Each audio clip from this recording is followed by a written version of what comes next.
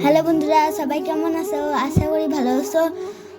গুৱাহাটীৰ ব্ৰহ্মপুত্ৰৰ ফালে এটা পাহাৰ আছে, তাতে ধুনীয়া, তাতে গৈ চাব। তাতে আমি ফুৰিব আহিছো।